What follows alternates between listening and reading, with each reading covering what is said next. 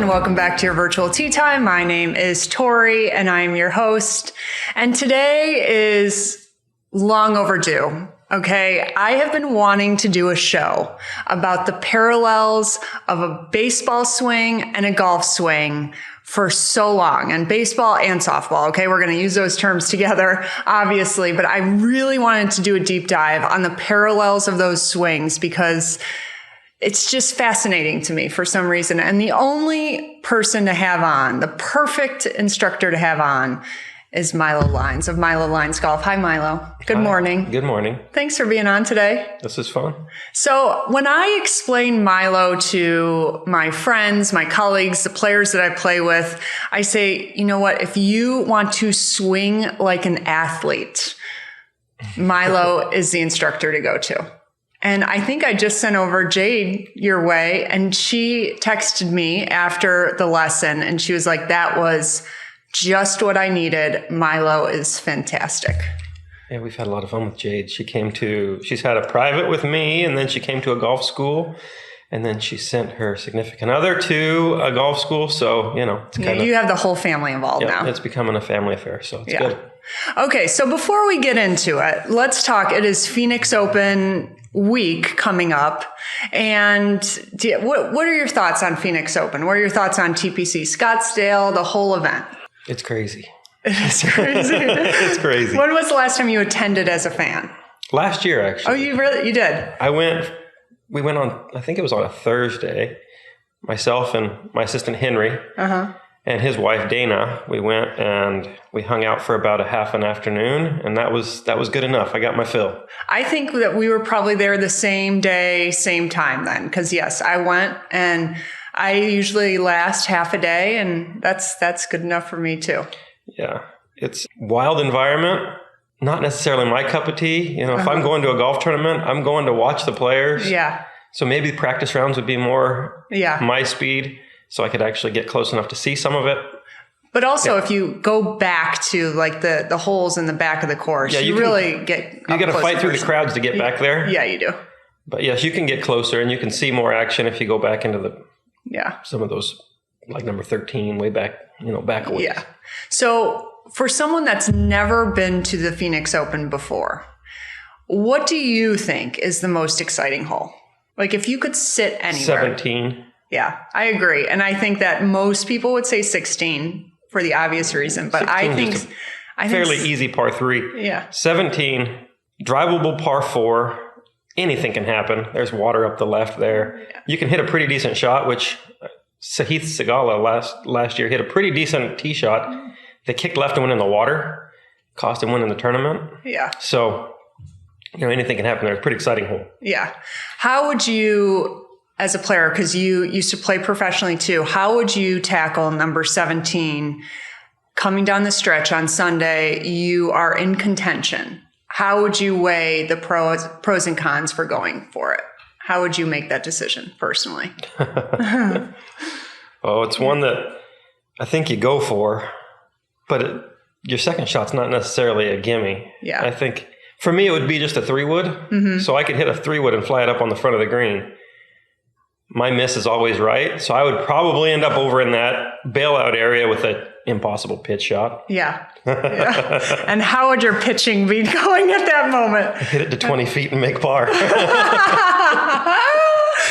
I love it. So why don't you tell us about how you got into golf, because you were originally a baseball player, and tell us about that journey.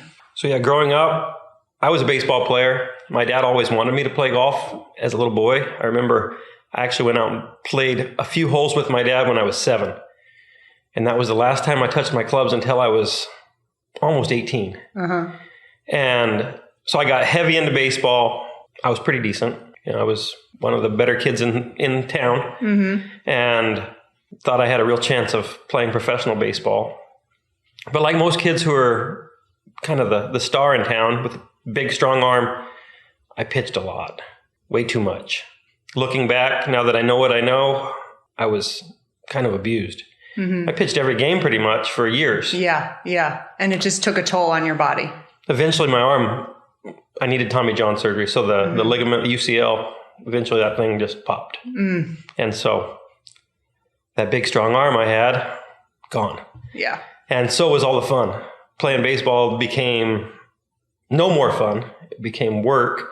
When your hand shakes all day, every day, it's not that much fun. Yeah. So that all happened later in my high school years. So I found golf as an out. And the summer before my senior year, I just couldn't play baseball that year. My arm hurt too bad. So I started playing golf. And I got pretty good pretty fast. Some of it I would credit my dad. He helped me. He was a pretty good player. He helped me get started with some things that we'll talk about, grip matchups and things. Mm-hmm. And so I was able to just use my baseball swing and immediately go out and play pretty good. I think the first time I ever played a round of golf, I shot 83. Yeah, no, that's really good. Yeah. And by the end of the summer, I was shooting under par. So in one summer, I went from just starting to shooting under par. Yeah. So that's incredible. So how did that transition now to college and turning pro? And what was your experience out there turning pro? Okay. So I wound up getting in front of some college coaches in random ways. So I went up to Utah to play baseball in college, but I happened to play some golf tournaments. And I played with the coach from a school called Utah Valley University. Mm-hmm. And he's like, "Who are you?" Because I won the tournament. Yeah. "I'm going to be a baseball player over at BYU. And he's like, "Well, would you rather be a golfer?" And, I thought about it for a little bit. And sure enough, I decided to switch and I played golf. Was that a tough decision for you, though? Because you probably identified as a baseball player your whole life. And then all of a sudden it's like, okay, wait, maybe I have a better chance of becoming a really good golfer. At that point, it actually wasn't a very hard decision. Yeah. Baseball hurt. I got where I literally couldn't sleep at night. Mm-hmm. It just hurt. So golf was, the idea of me being able to play college golf was like awesome. Mm-hmm. So off I went. Was there any restrictions? When did you have the Tommy John surgery? I never had it. You never did. Mm-mm. So do you see any restrictions in your swing now because that never healed properly or didn't, that you suffered? Interestingly, my elbow has never really hurt me playing golf. Okay. The only time I've ever felt any pain was early on when I hit a fat shot. Mm-hmm. So I learned to stop hitting them fat real fast. Thin to win, right? So how was it turning professional and the years that you played professional golf? So after college, after I had a pretty good college career, won some events, decided to turn pro, and I immediately came out and I won my first few events. Yeah. And so I thought, there's nothing to this. Yeah. But then as the stage got bigger, my short game got exposed for what it was. I've always been a pretty decent ball striker. Mm-hmm. But as the courses got harder, my defense, so every time I would miss a green, I would get exposed and I'd make bogeys. Mm-hmm. And so I had a hard time competing once the stage got bigger. But on these little easy desert golf courses, I was pretty decent. Yeah. And speaking of Phoenix Open, did you ever try and qualify for the Phoenix Open? I did a few times. I played full time for 2.5 years. Mm-hmm. And during that stretch, I was pretty hot. I actually shot 64 a couple times in the Monday. Mm-hmm. And once I missed by a shot clean, and the next one I got in a playoff and didn't make it through. Oh. So I got close. So do you think after when you first went pro and you won a couple times in the beginning, do you think at that point you were just swinging free, zero expectations, and then kind of the mental game and short game came into play and it just got tougher? And I'd say that's kind of the road it went down. Yeah. At first I was swinging free. I thought I was pretty good. Yeah. And I came out and after I won, I was like, I am pretty good. Yeah. Confidence is high. But then the stage got a little bigger. Mm-hmm. Go try to Monday into some Corn Ferry events. Back then I can't even remember if they were web.com or nationwide. One of those two. Yeah. And, I got in a couple of them. And on those harder courses with galleries and, my brain just couldn't handle it. And my short game, definitely. I wasn't. Faster, firmer greens exposed me. Yeah. Okay, so transitioning into teaching, did that happen pretty quick? Did you have to realize that you enjoyed teaching? Because teaching is a whole nother animal. Yeah, that's a story in of itself. Yeah. So when I quit golf, I quit golf. Yeah, like most do. So I literally took my golf clubs and I put them in a closet and I never saw them for 2 years. Yeah. I went and got a job. Familiar. And so I quit playing in 2007 and I went and got a job and I got in the real estate world. This is 2007. So 2007 was pretty good.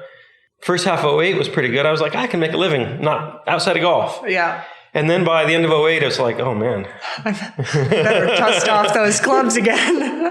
There's nothing happening. And I hung in there for a few more months. And then by the middle of '09, it's like, honey, I got to find something else to do. Yeah. I was married and we were spending right through our savings. And I remember I had this drop dead date. We have enough money to live until about February if I don't make any more. But after that, we're done. Yeah. And so just happened that some of my real estate associates and clients invited me to go golfing. Nobody knew I was a golfer. I didn't even tell them. Yeah. Get my clubs out and I show up.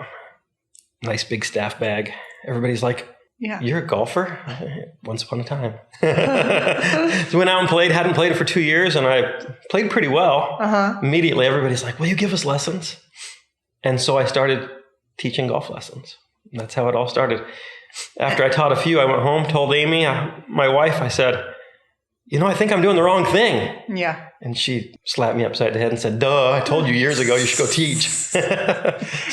And did you enjoy it right off the bat, like helping the buddies you were playing with? Did it bring you joy? Yeah, it was fun. Yeah. Yeah. And you have a very specific style of teaching. How long did it take to really fine tune how you wanted to teach the golf swing? Yeah, so that was all developed over time. Yeah.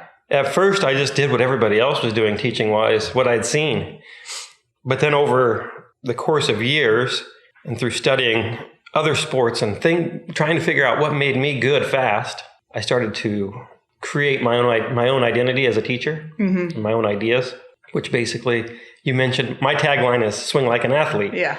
And I noticed baseball players, especially pitchers, generally are really good golfers. That was actually one of my questions I was going to ask you. Why are pitchers such good golfers? Well, I've narrowed it down to what a pitcher does all day is spin a ball.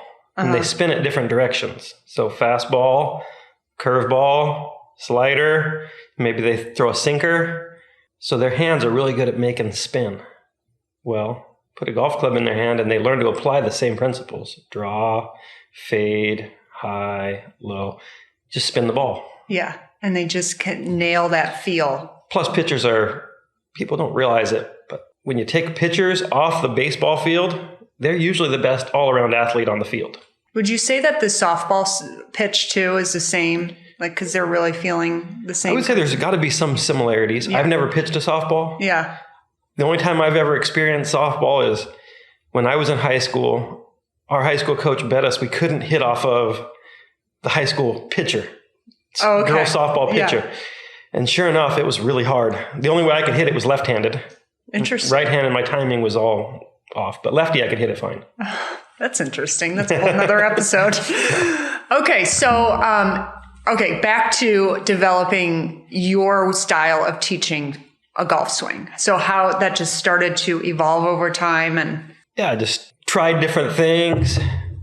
I really went down the road of studying athletic movement. So how does an athlete move when they're swinging a tennis racket? How does a hitter move when they swing a bat? Yeah. How does a pitcher move when he throws? Yeah. And then trying to look for similarities and differences. And I found a lot of similarities. And so then I just started trying to really focus on those. That way, when somebody comes to me, because almost everybody's played something. Yeah. I can take what they already know and just put it in the golf swing. Exactly. So. And to go reference your camps. So you do 2-day camps in Arizona, Utah, California. Yes. Correct. And hopefully expanding. You're working on it. We're working on it. Yeah. They're fantastic camps. I've been to 2 of them. You have Zach Gully there, who's on the fitness side of things. And he's there the entire camp. And I almost feel like he's there to help facilitate that movement too and really help you explain the golf swing, but in a movement and physical form too. Yeah, so we're finding more and more roles for Zach. But he understands movement, how humans are meant to move, what's safe for humans to do, and how we can apply those things to the golf swing. So that's kind of his role is movement specialist, something along those lines. Exactly. Okay, so let's get into baseball swing versus golf swing. And just right off the bat, when someone comes to you for a private lesson and they tell you, I used to play baseball. I used to play softball. What's the first thing that comes to mind? Let's see if they were any good. Like any good in baseball, softball? Yeah. Okay, so let's assume that they were on the better half of their team, so they're good. So if they're pretty good, then there's things to work with. A lot of times people come to me and say, oh, my baseball swing's killing my golf swing. Yeah. And so then my next thing is, let me see your baseball swing. Yeah. And so I usually have a bat in my bag. I'll go grab it and I'll throw them some soft toss and just see how they swing. Yeah. Okay. I can see why your baseball swing kills your golf swing. It stinks. Yeah. Or let's figure out how to apply some of those and make some small modifications. Yeah. And make your golf swing good. Okay. So let's go down to just how is the golf swing similar or different as the baseball swing? Like what are some similarities just between the two? Main similarities, how we power the club or stick that we're swinging. So can I jump up and demonstrate for a second? Yes, absolutely. So for all my listeners listening, we are videotaping this in the studio. And so hop onto YouTube. You'll see actually what Milo's working on, but we're going to explain it on the podcast. Okay. So if I'm swinging a baseball bat, the way I power this thing is from the middle out. Okay. And there's a pressure shift. So I go right, left, and then my middle drives, and that powers my arms around. So I'm pivoting or rotating. It's the same thing as a golf. That's very similar to a golf swing. Now, the one huge difference between baseball or softball is the pitch location doesn't stay the same all the time. So we have to be very variable. We have to be able to hit a pitch that's here, hit a pitch that's down here. Well, this one and a golf swing are very similar. Yeah. I would say that's the main similarity is how we power the unit. Okay, so would you say shifting your weight is exactly the same in baseball and in a golf swing? No. Okay, so let's talk about the differences between shifting weight in a golf swing and shifting weight in a baseball swing. Okay. So baseball swing, I really never get onto my left foot very much. So I land, and now I use this left leg to push myself back and around. And you can see this leg turns in. I would say that's more like hitting a driver off of a nice tall tee, like long drive. Yeah. So I would say baseball swing and driving, very similar. Baseball swing and hitting irons and wedges, slightly different because I've got to get my center more on top of the golf ball when I'm hitting a wedge or an iron. A bat, I would be hitting the ball more out where you're sitting. You know, I'm going to hit it here. Yeah. Golf ball, I'm going to hit more back here. Yeah. Yeah. And where do hands come into play? Because a lot of times baseball, the hands, like my husband, who is a baseball softball player, he's like, I feel like my hands are getting in the way of my golf swing. Like I get very handsy. Yeah. So I would say the number one difference between the two and the hardest thing for hitters to learn is what their role of their hands is in the swing. And this is why I think pitchers become better golfers faster, because the way your hands work is more like throwing, or at least the way the trail hand works. So when a hitter hits a baseball, see how my palms look? They're kind of, this one's knuckles up, this one's knuckles down. Yeah. Well, in a golf swing, it would look like this. So this palm is controlling the face. Yeah. This hand can look like this. You can match that grip up. But if I try to hit a golf ball with my palm like this, the face is forever open. Yeah. And this is the number one problem I've had with baseball players is that face is wide open and they think that they've got to stop turning to square the face up. And so pretty soon their golf swing starts to look like it's just all hands and arms, and that awesome pivot that they developed, they just let it go. They don't use that athleticism anymore. They just, no more. So they're trying to solve the problem with their hands, and then the body stops moving. Yes. So club face is king in golf, right? If I use my hands like a hitter in baseball, the club face is like this. Oh my God, that is going into the trees or the neighborhood. And that's where they usually hit it. Yeah. They start off the game and every ball goes straight to the right. And they're like, So when they start to think about compensating for that, they go straight to the hands. Almost 100% of the time, rather than using this pivot and just fixing how their wrists work, they go and they just stop everything and throw the head at it. Now the face is square again, but now I just did away with my athleticism. The huge advantage that they have, they can make this thing go so fast. Yeah. Well, take their body away from them, and now they can't anymore. Yeah, now they're no all good. arms. Now they're all arms and hands. So if this is ringing a bell to any of my listeners, what are some exercises they can do? Like if they recognize themselves in what you just said, where's the first step to help that? First step is learning how to grip the thing like a golfer. Yeah. Learning how to adjust your grip so you can utilize your athleticism. So baseball grip would look like this. So if all I do is put this thumb in there and bring that back, you can see how strong that left hand is. Yeah. Now the thing we've got to remember is this right hand, for most of us baseball players, we're going to throw with this one. So we're going to hit from the same side we throw. This hand needs to go on so our palm more or less mirrors the face. Yeah. And so now I've got a strong grip, but a right hand that's on so it mirrors the face. And then the next piece of the puzzle is just learning how to hinge your wrists and deliver the golf club with the palm that looks like this.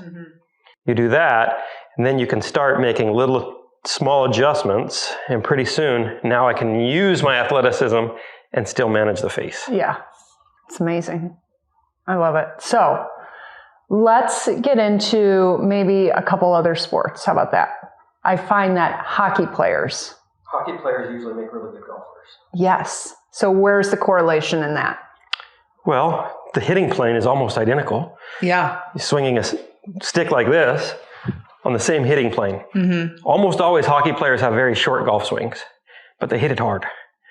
Yeah. So the thing that they don't do quite correctly is how they load their trail arm, because when a hockey player hits a slap shot, their arm stays perfectly straight. Oh, is it straight? I know. I don't watch hockey, so that looks very uncomfortable. So they go like this.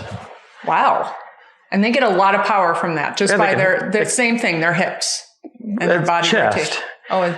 Well, chest rotation is what really matters. Hip rotation is some, but the hips are a platform for the chest to be able to work on. Yeah, they're the foundation.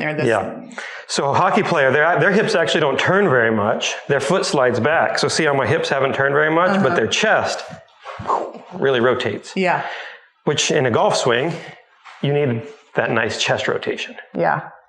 So Ashley just walked in. She's my assistant. She just walked in the studio. She has a hockey player, a junior hockey player. So we're going to get into power losses for women and where they lose their power in their golf swing. But just out of curiosity, because Ashley's here and she needs some tips, where would a hockey player lose its power then? If they're not getting the power in their slap shot, where would that be? Just out of curiosity. Where they would lose their power for a slap shot? Yeah.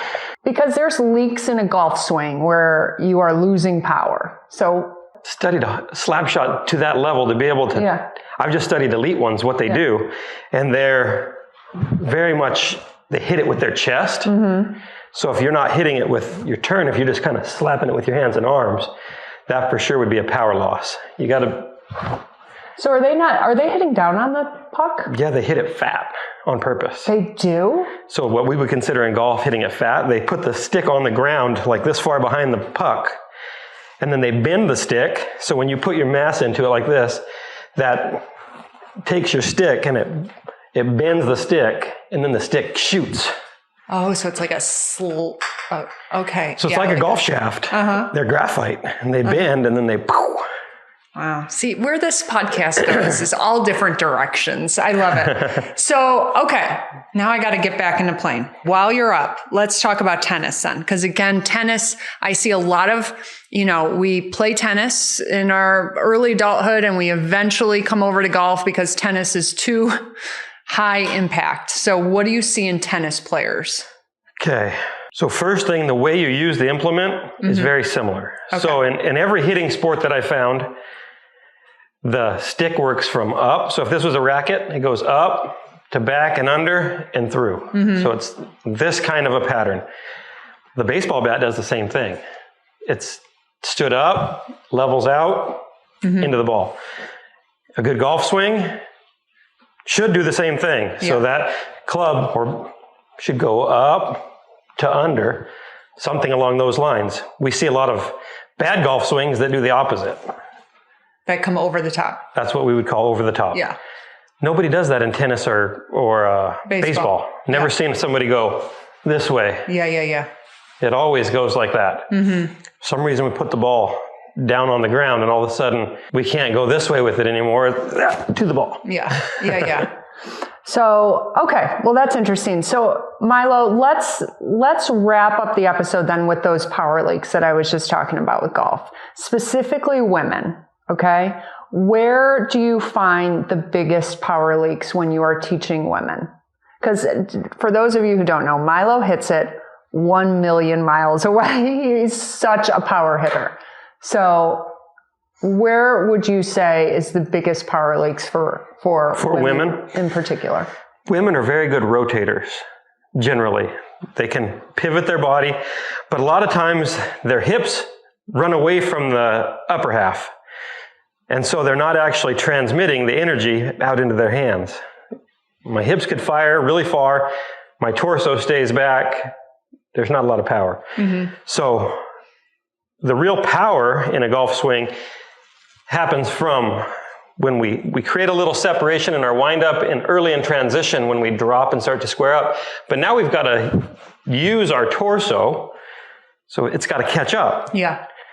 Generally, I find women have a harder time getting their torso to catch up and their arms. It's like the upper body strength is just a little lacking. And so their legs are really strong and they can spin really fast. Yeah. But then the rest of them can't catch up. So it's like there's some slippage in the transmission. Yeah.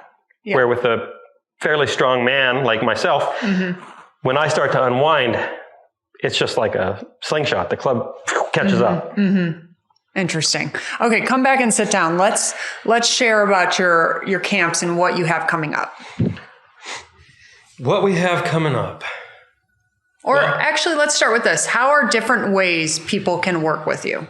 What are different ways people can work with you? Okay, that's a good one. I have lots of options. I know. That's why I want to make sure the listener knows. Number one, in person. Okay. I teach out at Superstition Mountain, live lessons, 8 of them a day, or 8 hours of availability Monday through Friday. Yeah. That's number one. Number two, we have an online academy. So basically everything that I know, we've tried to create in video format, step by step, for the members to follow. And part of that is you get a monthly swing evaluation and a roadmap. So it's kind of personalized coaching in that manner. I also offer live online lessons, so like FaceTime or Zoom coaching. And then the last way is golf schools. Yeah. And so we're trying to up our golf schools to where we're doing one a month, just to give mostly for our membership. We're up to almost 600 members of our site. And so we're trying to give those 600 members that are located all over the place. Yeah. A chance to come see us in person. Exactly. And really accelerate their learning. You know, you're there for 2 full days. You're fully committed. It helps you stay present and you just accelerate your learning. It's a great opportunity. I feel like the golf schools actually have really good results because of that fact. It gives you a chance to, 1, learn some new concepts, 2, figure out how to fail at them with a supervisor there, somebody there who can say, okay, this is where things broke down and get you back on the rails. Where in a normal golf lesson, you might think you figured out a new concept and then you leave the coach and you crash and burn. Exactly. And then you have nobody to ask a question to help you get back on the rails. Where in these schools, you fail multiple times, multiple ways, and you figure out so you learn, you move forward, you figure out how to coach yourself better. And what's your student to teacher ratio? We're generally 2 to 1. So we have 5 coaches and usually our schools are 10 students. Once in a while we get them to 12. So even there it's barely more than 2 to 1. Yeah. So there's always a coach watching. Yeah. Okay. And then I'm going to make you feel really uncomfortable by telling us your really big, uncomfortable goal for the next year. What do you really want to accomplish this year? I don't know. You don't? Your platform is so well run, and your schools and your teaching is so well run. What's next? We're just going to double it. Double it? Okay. I love that. That's not uncomfortable. I think we're going to do it. So yeah. My goal is to double what we're doing and hire a couple more coaches. I want to get to where I'm doing one school per month. Mm-hmm. And then my 5-year plan, that's where things might get a little uncomfortable. I want to build my own academy somewhere at some point. Yeah. So I love that. Yeah. That's totally possible. I'm wondering if it's going to be though in Utah and not probably Arizona. Huh? It'll be here. Okay, good. We live here. So yeah. Utah is just our getaway now. It's where my wife's from, and so we go back to visit. I know. Why don't you give a shout out to the course that you work out of in Utah? Talon's Cove. Yeah. In Saratoga Springs. Yeah. Corrine. Yeah. Corrine's helped you get hooked up there. Well, my wife was the head professional there for a while. Mm-hmm. And then I coached Corrine. I helped her get started in golf. Wow. This is right when I started teaching. Yeah. I started working with Corrine. So I've known her forever. And then it was kind of a surprise when she took over the GM spot there. Yeah. So that's great. Yeah. Perfect. Okay. So we'll end with this. If you are, again, an ex-softball, baseball player, you're getting into golf, you're seeing you catch the golf club bug quick, okay? Because again, you're hitting it far, probably it's exhilarating, but you're starting to get frustrated. What's the one thing you can tell the ex-baseball, softball player to do that would help immediately? Number 1, strengthen your grip and train your right hand to control the face. Okay. Perfect. I like it. Milo, thank you for being on today. It's long overdue, but again, I love the concept of studying other swings, baseball, softball, tennis, hockey swings, in order to kind of see what your foundation of your golf swing is. I think it's fascinating. Cool. Thanks, Milo. Thanks for having me. Yeah.